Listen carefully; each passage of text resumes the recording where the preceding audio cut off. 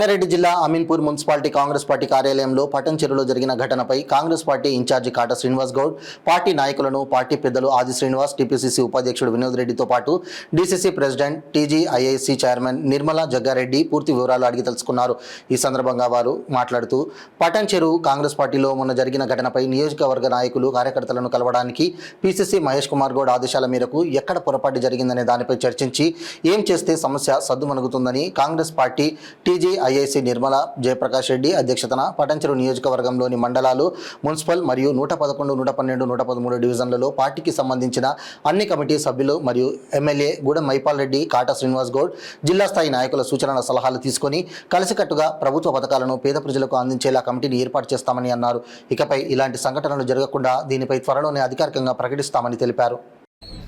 పటాన్చెరులో కాంగ్రెస్ పార్టీకి సంబంధించినటువంటి నేతలను, కార్యకర్తలను, అభిమానులను కలవడానికి ప్రదేశ్ కాంగ్రెస్ కమిటీ అధ్యక్షుడు మహేష్ కుమార్ గౌడ్ గారి ఆదేశంతో ఇటీవల జరిగినటువంటి సంఘటన పైన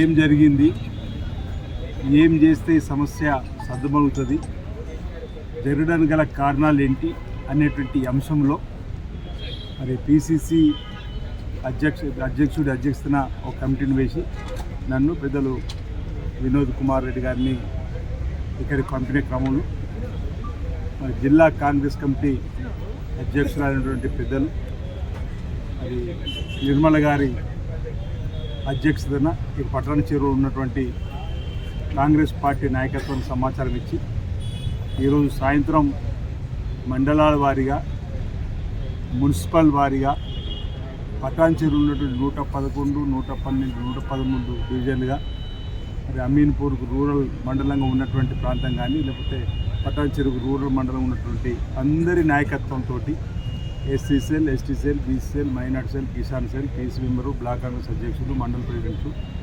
అందరి అభిప్రాయాలు మరి క్షుణ్ణంగా తీసుకోవడం జరిగింది. తదుపరి ఇంకా ఇప్పుడు ఈ సమస్య మరింత కాంగ్రెస్ పార్టీ కార్యకర్తలలో కలత చెందే విధంగా ఉండాలని చెప్పని కలిసి ప్రభుత్వ ప్రజా సంక్షేమ కార్యక్రమం పేద ప్రజలకు అందించడంలో మనం సక్సెస్ఫుల్గా సేవాభావంతో ముందుకు ఏ విధంగా పోవాలని చెప్పిన సూచన సలహాలు తీసుకొని ఇంతకుముందు అన్న చెప్పినట్టుగా మరి ఎమ్మెల్యే గారి అభిప్రాయం కూడా, అదేవిధంగా శ్రీనివాస్ గారి అభిప్రాయం, మధు గారి అభిప్రాయం కూడా తీసుకోవడం జరిగింది. డీసీ అధ్యక్షురాలు పెద్దలు నిర్మల గారి అభిప్రాయం కూడా తీసుకోవడం జరిగింది. ఇంకా ఈ జిల్లాకు సంబంధించిన పెద్దల అభిప్రాయం కూడా తీసుకోవాల్సి ఉంది.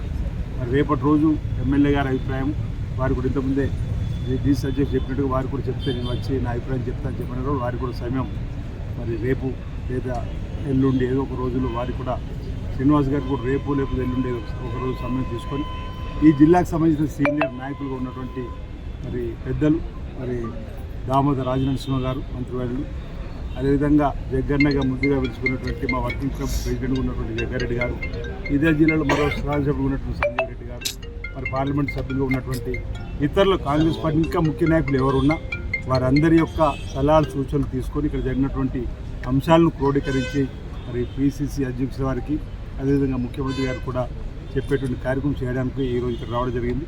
ఇంచుమించు దాని కొరకే వీళ్ళ యొక్క అభిప్రాయాలు విన్నాము, అతని అభిప్రాయాలు కూడా.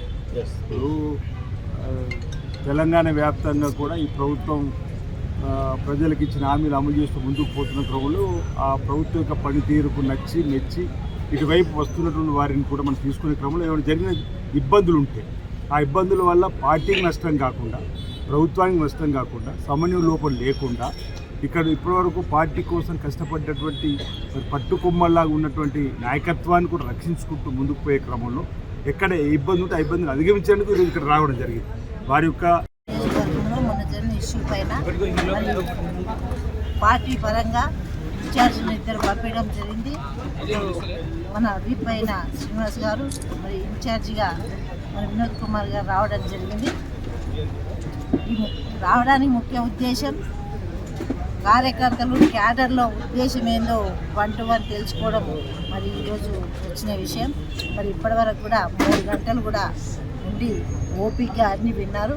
మరి నిర్ణయం అనేది మాకున్న అధిష్టానం మీదకే నిర్ణయాలు ప్రధానంగా కార్యకర్తల మూడు రోజుల కింద పార్టీ జరిగిన ఘటన మీద ఉంటుంది. క్యాడర్ కార్యకర్తల ఉద్దేశం కూడా ఏందని తెలుసుకుని వాళ్ళకి ఎట్లా కాపాడుకోవాలో పార్టీ పరంగా కూడా ఆలోచన చేస్తారు. అంటే రాష్ట్ర వ్యాప్తంగా జరగకుండా ఓన్లీ పటాన్చెరు నియోజకవర్గంలోనే ఎక్కువ ఈ కార్యకర్తల అలసత్వం మరి దాని అలకలు జరుగుతున్నాయి. దాని మీద మీరు ప్రత్యేకంగా ఏం చొరవ తీసుకుంటారు? చొరవ తీసుకోవడానికే ఈ మీటింగు. ఎందుకంటే వాస్తవాలు తెలుసుకోకుండా ఏది చేయలేం కదా.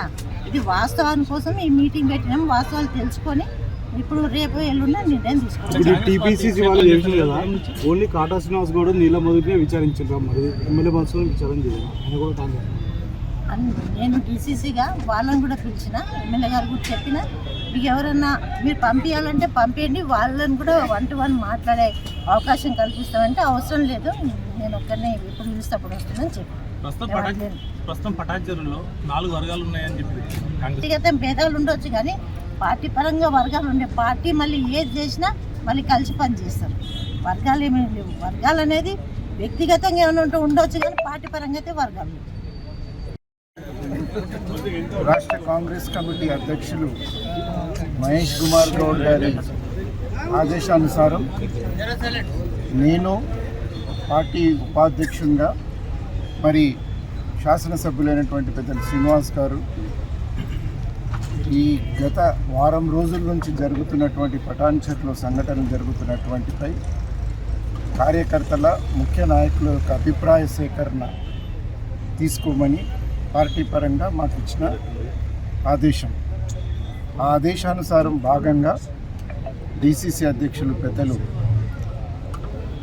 వారి ఆధ్వర్యంలో ఈరోజు నియోజకవర్గంలో ఉన్నటువంటి ప్రధానమైన ముఖ్య నాయకులు వారి అభిప్రాయ సేకరణ జరిగింది. ఈ అభిప్రాయ సేకరణ భాగంగా తర్వాత రేపు స్థానికంగా మొన్న కాంటెస్ట్ చేసినటువంటి శ్రీనివాస్ గౌడ్ గారిని మరి శాసనసభ్యులు మైపాల్ రెడ్డి గారితో నేను మాట్లాడినాము. రేపు వారి అభిప్రాయం కూడా తీసుకొని ఈ యొక్క కార్యక్రమం అంతా కూడా కాంగ్రెస్ పార్టీని బలహీనపరచడం కాకుండా అందరు సమైక్యంగా కూడా కాంగ్రెస్ పార్టీలో పనిచేయాలని చెప్పి ఈరోజు ముఖ్యమంత్రి రేవంత్ రెడ్డి గారు చేస్తున్నటువంటి అభివృద్ధి కార్యక్రమాలు కానీ వారు చేస్తున్నటువంటి అమలు కానీ హామీల అమలు కానీ అవన్నీ కూడా ప్రజల్లో తీసుకెళ్ళి ఇక్కడ పార్టీని బలోపేతం చేయడానికే ఇది. ఎక్కడెక్కడన్నా కార్యకర్తలకు నిరుత్సాహం ఉంటే వారి వివరణ కూడా తీసుకొని దాంట్లో సర్దుబాటు చేసుకోవడానికి ప్రయత్నం. అంటే